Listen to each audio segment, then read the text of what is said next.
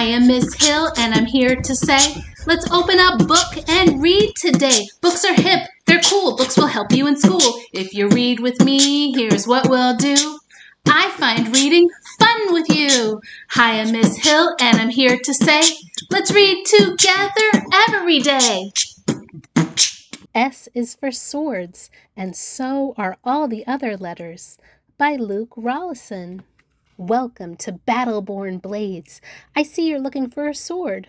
I'm happy to assist you. Now, I know most of you walked in from the 21st century and might feel a bit lost. Don't worry, we have you covered with swords from A to Z. A is for arming sword. This sword is found all over Europe and was used for centuries. It's a good cut and thrust sword, but the hand protection is just so-so. It's a one-handed sword, which means your other hand is free for climbing up ladders, holding onto your horse reins, or holding a shield. A pretty good all-around sword. Luke's score, 4 swords. B is for basket-hilted broadsword. This one-handed sword is from Scotland. Now, you might be thinking, isn't this just like the first sword, but with better hand protection? So shouldn't it automatically get a higher score? Well, yes and no. Yes, it has better hand protection, but no, I'm not giving it a higher score. It's not as comfortable to carry around. 95% of the time, swords are just being carried, not used, and it usually locks your hand into a hammer grip position, which I don't find comfortable, but it's still a great sword. Luke's score, 3.5 swords. C is for claymore. From Gaelic, cladimor meaning great sword. This claymore is known for its angled crossguard ending in quatrefoils.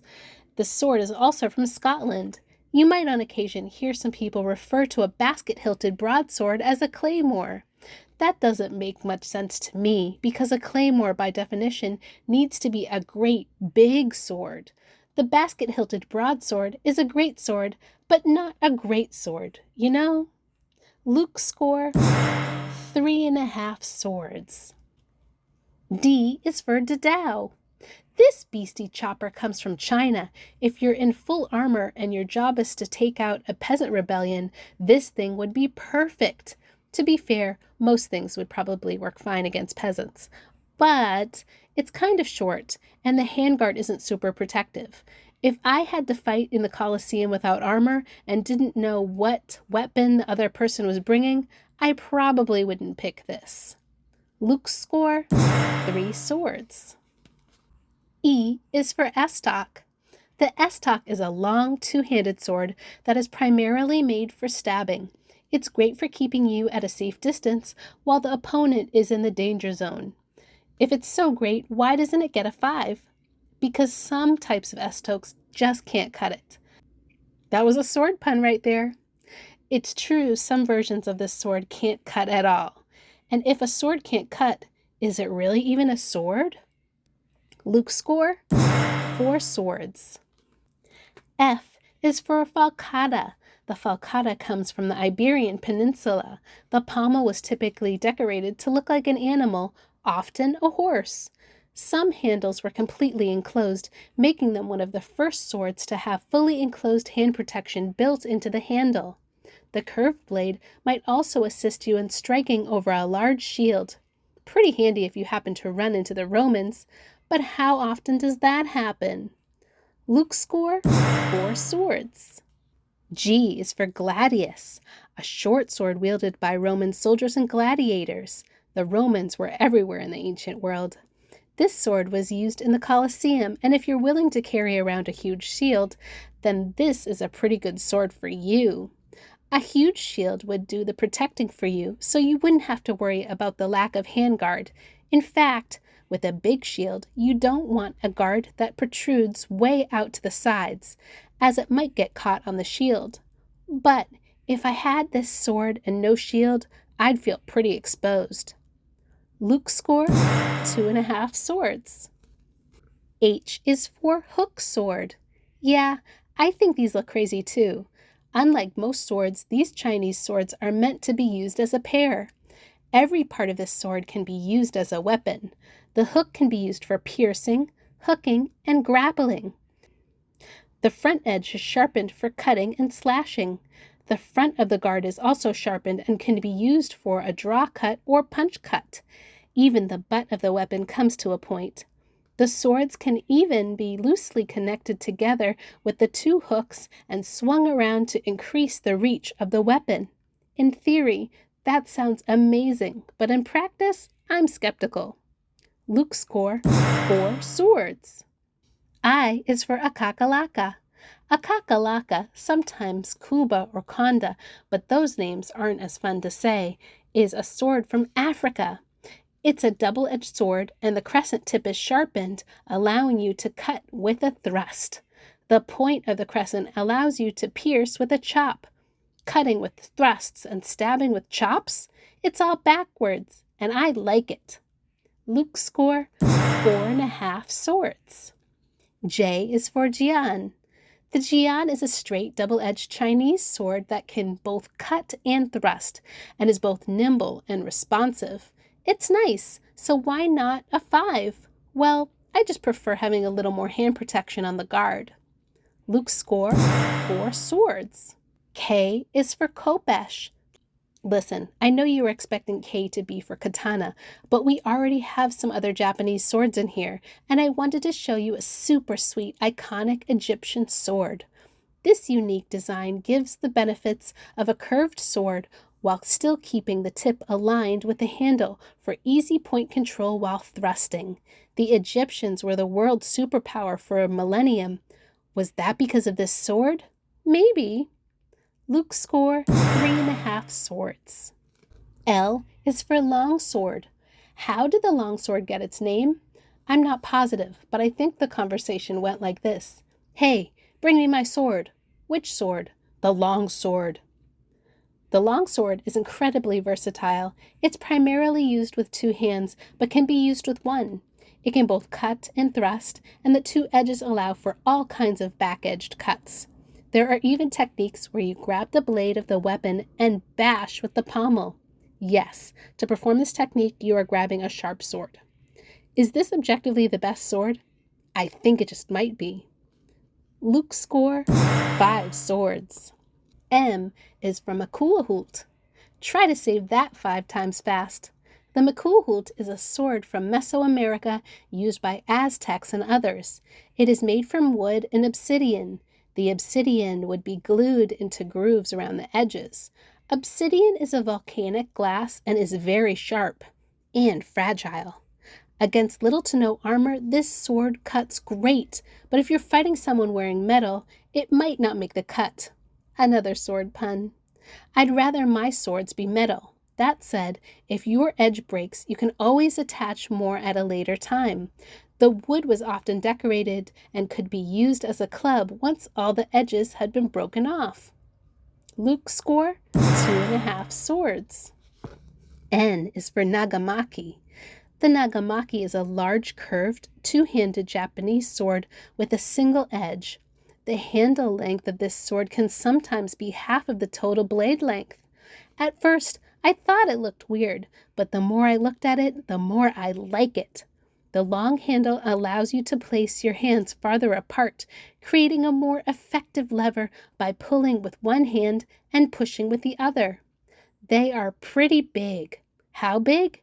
At least 24 cherry blossoms long. Luke's score, 4.5 swords. O is for odachi. At first glance, this may appear to be a katana. Oh, that's right, we didn't do that one.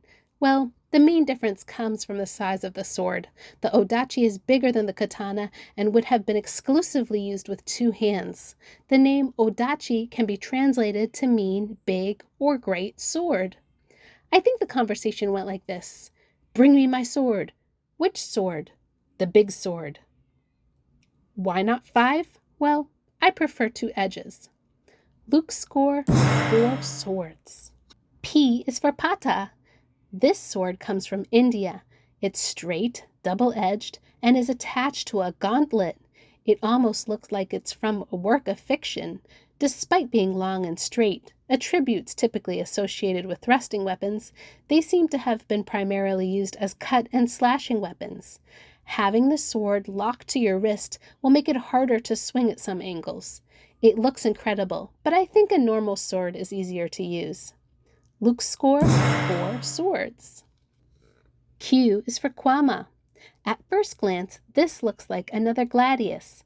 It is a single-handed short sword without much hand protection, and the blade profile looks similar. However, take a closer look at the handle and you'll see 2 large rivets. They aren't pounded or sanded down. Instead, the rivets are actually more pronounced and decorated. You might also be able to spot that there are deep fullers, carved grooves to make the sword lighter, on either side of the blade. Most swords try to have symmetrical fullers, but this sword usually can't because of how deep they are. If they are exactly symmetrical, they would need to meet in the middle and create a hole through the blade. So instead, the fullers are offset from one another. I know what you're thinking. Wow, this sword is so unique, and Luke spent so much time chatting about it. I bet he loves it. Well, nope. I'm not a fan of decorative rivets or fullers. I'd rather have a gladius, and you already know the gladius isn't my first pick. Or my 5th. Or my 10th. Or, well, you get the point.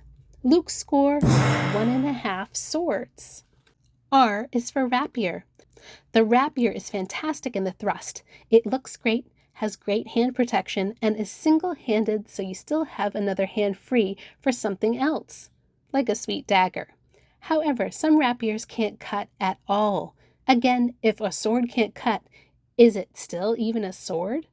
At that point, is it just a pretty spike? I'm still not really sure. Don't worry though, there are some rapiers that can cut, so at least we know some of them are swords for sure. Luke's score, 4 swords. S is for scimitar. I'm just kidding. Scimitar is actually an umbrella term used for non-European single-edged to curved swords. S is actually for shamshir. The shamshir is a strongly curved Persian sword. The end of the handle curves around the hand to help the user maintain a good grip. It's a great cutter. I suppose if you really tried, you could thrust with it. But let's be real, it's not going to be the best thruster, unless your opponent is standing to your left. I suppose you could also use the curve to thrust around the shield. Watch out, Romans. Luke's score, 3.5 swords. T is for talwar.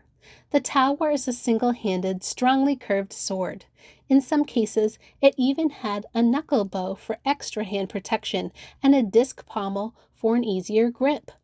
Might sound similar to the last sword, so why am I going to give it a lower score? Because I think disc pommels are ugly and I don't really like them. These are the second most uncomfortable swords to hold, in my opinion.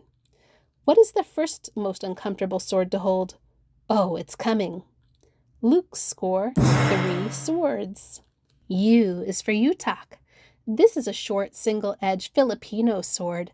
It doesn't have much hand protection, and it's not great at thrusting either. If there were 26 combatants in the Colosseum and each one got a sword from this list, is this the one you'd want? I'd rather have a gladius, and you know how I feel about the gladius. Maybe I should go back and give the gladius a better score. Also, I'm sorry that this is the sword we got from the Philippines. They have some great swords, especially for P and G, Panabas and Ganunting, but those letters were already taken. Luke's score, 2 swords. V is for Viking sword. This is sometimes called a migration-era sword. Some of Europe's most feared invaders carried it. This is the most uncomfortable sword to hold. Why would good-standing Danes become raiders and invaders? Because the sword was so uncomfortable to hold that it drove them to violence. In fact, I'm pretty sure Viking raids decreased as this sword fell out of fashion. Coincidence? Well, yes, because I'm joking. Luke's score, 2.5 swords. W is for wakizashi. So if we compare this to a katana, oh, that's right, you didn't see that one. Well, it's shorter than a katana.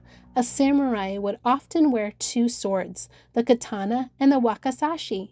This short sword might be dual-wielded with a katana, the cool way to do it, or used by itself indoors, or in other tight spaces, the way most everyone did.